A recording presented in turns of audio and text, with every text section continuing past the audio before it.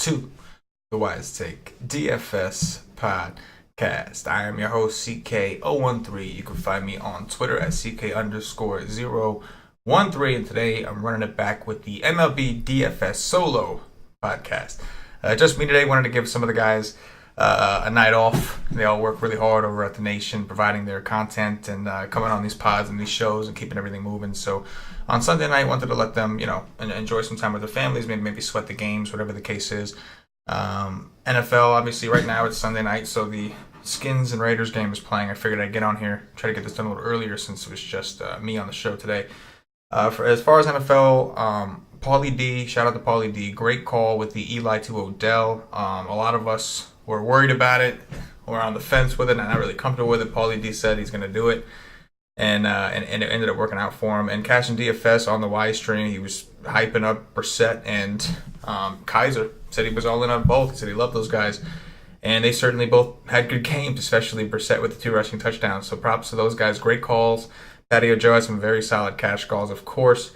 We were all real big on AJ Green. He came through. So a lot of good, a lot of bad. There was definitely some bad. I didn't have a very good week 3. I'm currently hoping to make some of my money back on this late game. I have a lot of vested interest on this late game, but I was in on Gillislee, didn't do well. Ajayi didn't do well. McCoy didn't have a great game. The only running backs that was on that did well was like Hunt and Melvin Gordon until he got hurt. He ended up coming back, but he did get hurt a little bit, so that kind of sucked. But rough week 3 for me after a very good week 2. So I'm excited for this last week of regular season MLB. It's been a great MLB season. We had Paulie D and Cash and DFS both made it to the FanDuel Live Final for MLB, so it was a really good year for the Nation. Not to mention we opened up in July, so middle of the baseball season. It was a good year for the Wise Take. We were happy with how baseball went.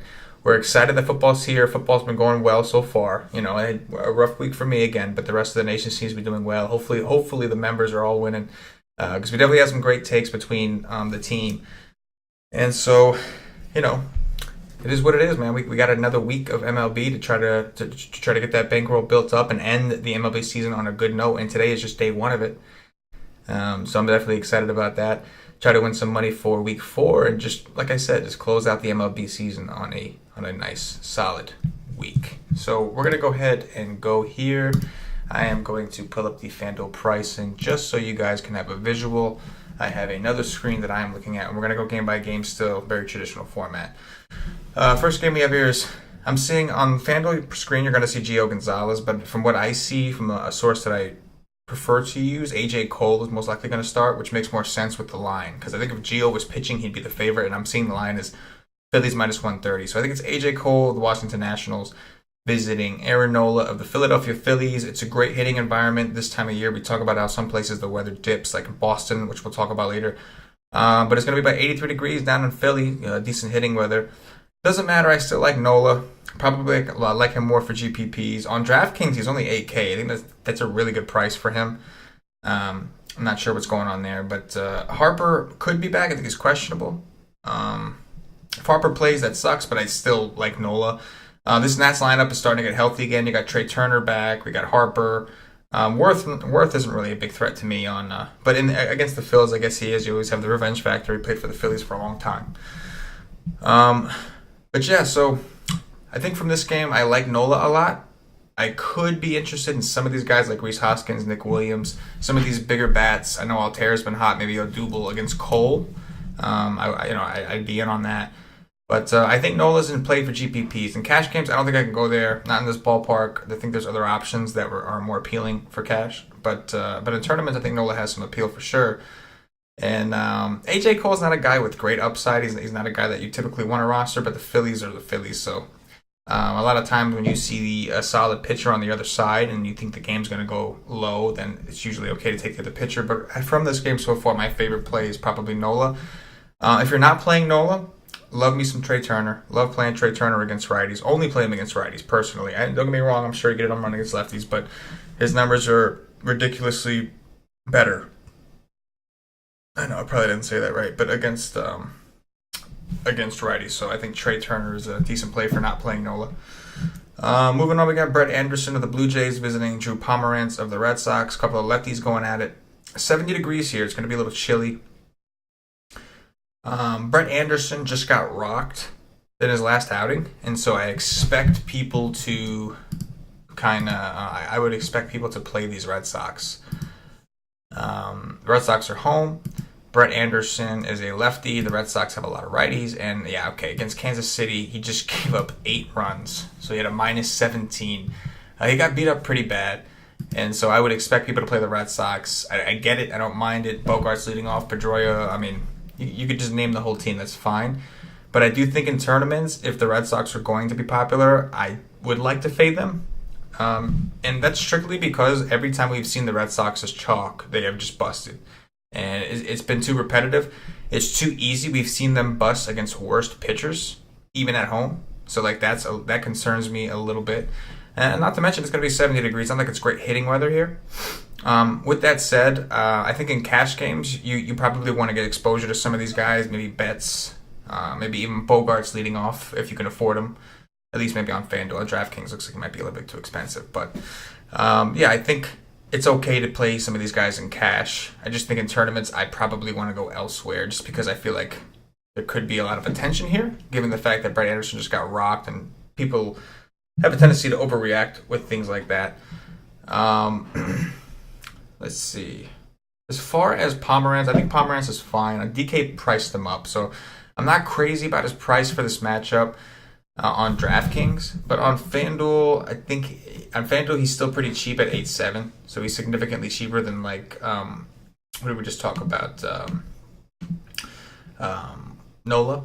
See, the prices are flip-flop. Nola's 8K on DraftKings and Pomeranz is 9.2 on FanDuel. On DraftKings, I'm sorry. So on FanDuel, Nola's 9.3 and Pomeranz is 8.7. So that's some food for thought for you. But Pomeranz seems somewhat safe. I just don't know if he has the upside, right? He never really shows a ceiling that we might look for. I feel like Nola has a bigger ceiling than Pomeranz at this point. I really do. Especially against the Blue Jays. The Nationals at least strike out. The Blue Jays don't strike out a ton. So I think some of these Blue Jays are playable. But full stacks are scary because it seems like only 1 or 2 of them only go off per game. That's just kind of what it seems like. Colin McHugh with Houston Astros visiting Andrew Kashner of the Texas Ranger. Going to be 88 degrees, 44% humidity. It's going to be hot. One of the better hitting conditions on the night.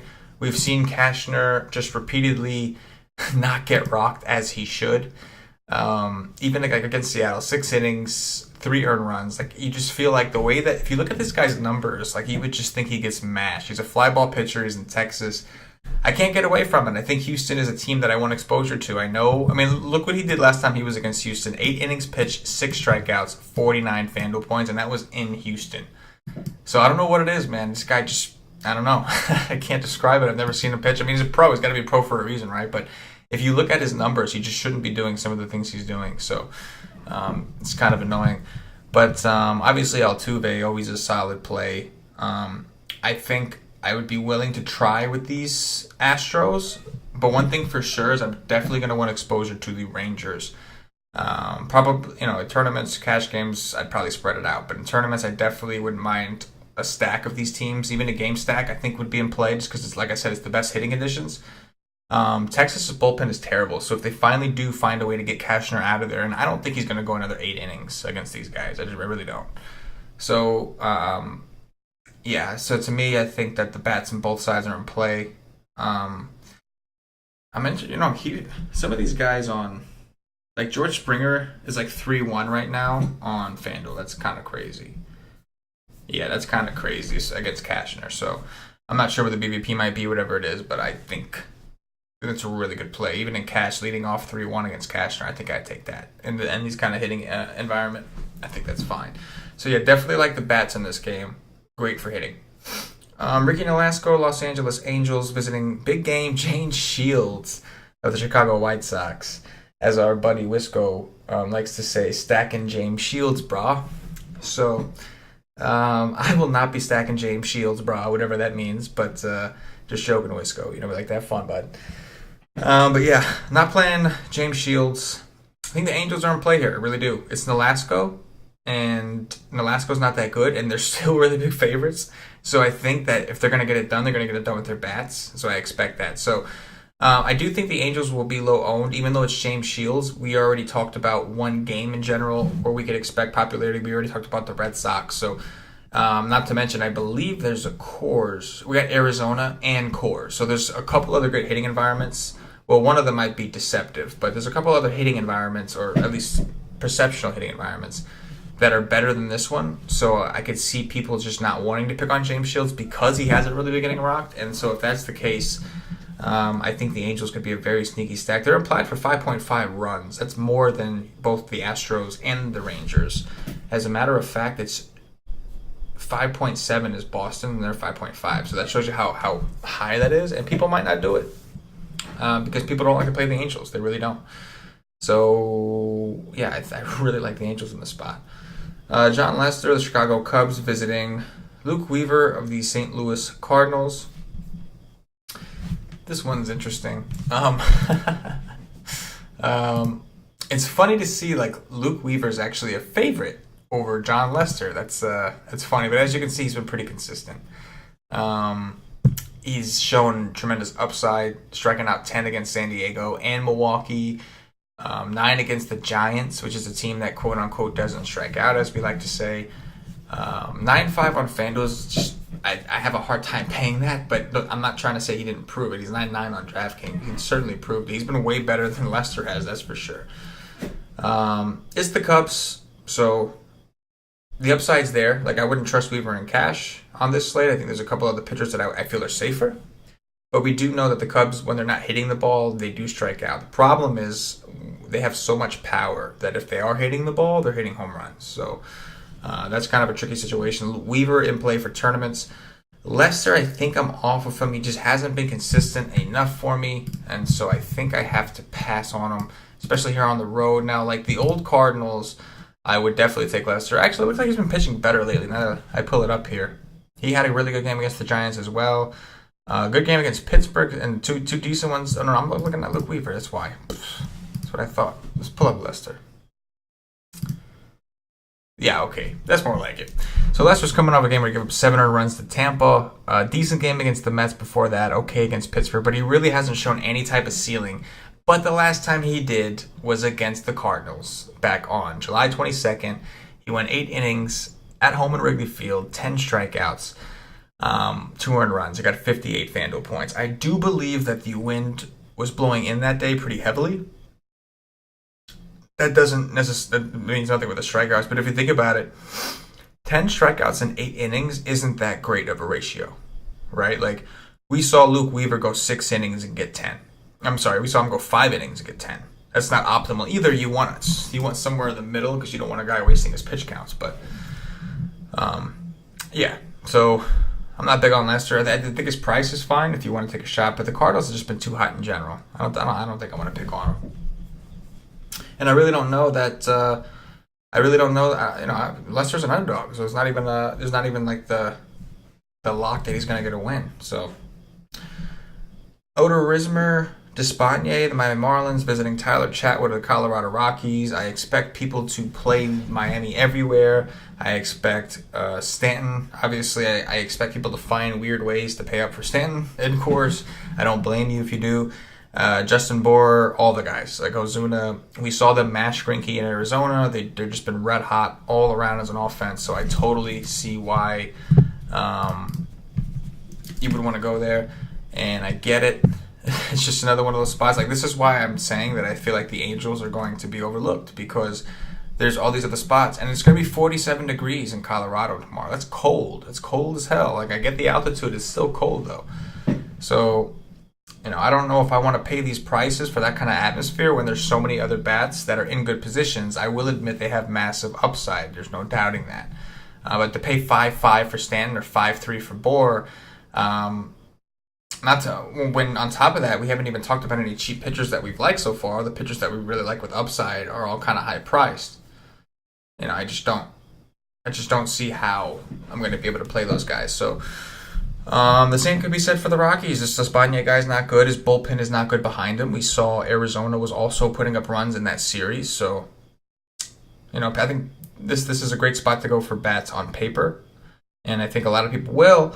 The question is, will people be able to afford them? Will there be enough value to allow people to afford them? Because if there's a lot of value, then this game will be a very popular option. And it makes sense because they'll be able to afford these guys. But without the value, if you're paying up for pitcher, you won't be able to afford these guys. So there's the big question. But Chatwood, we know, has a history of getting the ball on the ground. I just wouldn't want to pick on Miami at this point. But I do see the merits in a fade. Like, people are going to want to go here. Makes perfect sense. Miami's been red hot too. But 47 degrees is something that I can put this in a position to where I feel like I could comfortably fade this in a tournament, especially given the other spots we've gone over that I've liked. Johnny Cueto, the San Francisco Giants, visiting Zach Godley of the Arizona Diamondbacks. We've been seeing this place go off. I don't have a problem taking the D-backs against Cueto. I don't think Cueto's as good as he was in the past, and we haven't seen that. We haven't, I'm still ready to test him. I don't think he's fully tested just yet. I don't think he's been back for long enough to really gauge, and he hasn't really shown too much strikeout upside, consistently enough for me, right? Like, he's shown us some, but he hasn't done it consistently. And he hasn't been able to go deep in games, and that's a big concern. So, Arizona, we know they hit better at home. So I certainly don't want to pick them at home. I think Arizona's definitely in play, great position. I think Godley's in play too. The Giants, I don't typically take pitchers in this ballpark, but Godley's a ground ball pitcher anyway, and he's been pitching phenomenally. We know the Giants have a tendency to not strike out, but we've already gone over a couple pitchers that have had the success with the K's against them, so I think that he is in play, and I think his ownership will be low in comparison to guys like Nola and Darvish, who we'll talk about later, and a couple other guys today. There could be some value. Lamb and Descalso are pretty cheap on FanDuel. I'm hoping that they'll be in the lineup. JD has just been on another planet. Iannetta the other day, just complete chalk. Just like 41% in my tournaments, and he hit 2 home runs. That was Friday or something? That was so tilting for me. But probably the chances are, if he was 40% owned in the tournament, there's a 40% chance that the people that are listening, maybe 40% of you were happy when he did that. And so, my bad. I'm happy for you. But it definitely ruined my night. Felix Hernandez of the Seattle Mariners visiting Daniel Gassett of the Oakland Athletics. Really don't like much from this game. Let me see. Let's see what King Felix has been doing. He's gone. He couldn't even get out of 3 innings against Texas twice. Maybe they had him on a pitch count. 5 earned runs at home against Texas. That's concerning. So, I don't think we're at a point where we could trust him just yet. I will say, back on the 9th of July, he did put up 52 points against Oakland. He got 8 strikeouts. He only went 6 innings, but he got the win on the quality start. So maybe in tournaments, but it's just, we just don't know. Since he came back from injury, we don't know how long they're really going to let him go, even if he pitches well. So he has been on a pitch count, so we're going to want to check that. But the A's have been hot anyway, so I'm not sure how much I want to pick on him. Just because Matt Olson, honestly, he's really the only player that I really don't want to take anybody against. It's really just Matt Olson. But I do think Seattle's in place. That's what I'm saying. There's a lot of spots we can go to for bats. It's not the ideal hitting conditions here, so I wouldn't go too crazy. I don't know if this is a game where I'm going to do a full stack from either side, but I think you could find mini stacks, maybe a couple players. Yonder Alonso is 2-2 on FanDuel. That's extremely cheap on a slate where we have a lot of pitching, and I can tell you right now that a contrarian build is going to be paying down at first base, because if we take a look at some of the other first basemen, Borg, Goldschmidt, Olsen, Carpenter, Hoskins, Meyer, Bellinger, you could see first base is fairly loaded tomorrow. In comparison to the slate, it's not that big of a slate. So I don't think too many people will be paying down in general. That's my point. So, even Joey Gallo is 2.9 on FanDuel. That's a phenomenal price for a guy like Gallo. I know he's been cold, but just because he's got tremendous upside, so if you happen to be on him when he's hitting the double dongs, then it'll be a good night for you. But just that's one thing I can think. I don't think too many people are going to pay down at first, and how could you with all these other first basemen? I totally get that. Moving on, last game we got Travis Wood of the San Diego Padres visiting Yu Darvish. Here's your cash game pitcher. Big time favorites, easily the best matchup on the board so far that we've talked about in terms of strikeouts and in terms of just WOBA and team performance. So I like Darvish and cash. I think it's your cash game option on both slates. Don't get me wrong, there's concerns, but I do think that he's kind of an obvious choice, so I think he'll be popular enough to where you can just go there and cash, and even if he doesn't do all that great, you're okay. You can kind of hang with the pack with him and try to differentiate in 1 or 2 other spots where maybe your bats do better than the rest. But I do think Darvish is your cash game play. Travis Wood, the Dodgers are kind of interesting offensively because Travis Wood is not a good pitcher, but the Dodgers have obviously historically struggled against lefties. I do think I'd be willing to give some of these guys a shot. Maybe Forsythe and Barnes, Kike, some of those guys. I do think maybe I'd give them a shot. Justin Turner is traditionally a righty matcher, but this season he's actually done pretty well against lefties too. But it's just hard for me to see Wood on a slate and not want to attack him. Now, he pitched okay against Arizona, but we saw the debacle in Minnesota. This guy's like home run per 9 is ridiculous. He's just not a good pitcher. We've seen games where he's gotten lucky and just wasn't able to get beat up, but I don't know. It's crunch time now. Last week in regular season, I think the Dodgers want to right the ship a little bit here, and so if they're going to start hitting lefties, it's got to happen soon. So I think the Dodgers are in play. So I know we went over, there was a bunch of stuff that we talked about already, so just kind of, I guess, in closing, it's a core slate. You got Arizona playing. Those are very popular situations. The Angels is probably one of my favorite spots so far, just because from an ownership standpoint, they have a good matchup against James Shields. I'm not sold that Shields is any good. I think he's just getting kind of lucky. And I think the Angels, a team that really doesn't strike out, are going to put the ball in play in a small park with good hitting conditions. So I really like that for sure. So, hey, it should be a fun slate. There's a decent amount of options. It's not too big, not too small. Nice little Monday. A couple pitching options for you to think about and pick from. So it should be pretty good. So that's it, man. Just a quick, breakdown of the games for you guys. Again, the solo pod stuff, it was my first look. I feel a little bit more prepared myself when I start setting my lineups for tomorrow. Guys, we're going to be doing some changes to the site this week. You can expect probably the middle of the week, maybe a little earlier. It'll happen overnight, so you shouldn't experience any site downtime. But we are making some changes. We're going to change the look a little bit. The same concept. The logo is not changing. The colors, none of that. It's just for functionality purposes. We want to make the site a little bit quicker, etc. We are doing what we have to do to make that happen. Guys, don't forget to head to the Facebook page, facebook.com/wisetake. Like the page. I do put out videos Monday through Friday. I try to put something out, anything, whether it's strategical, whether it's just entertainment, anything at all. Try to release a video on there just to keep in contact and raise our presence over there on Facebook. Also follow us on Twitter at @wise_take. You can always ask us questions. Get involved, man. We're a community. We're trying to implement more of the community aspect and do some more of that kind of stuff. So we're definitely excited for what we got coming up. So appreciate it.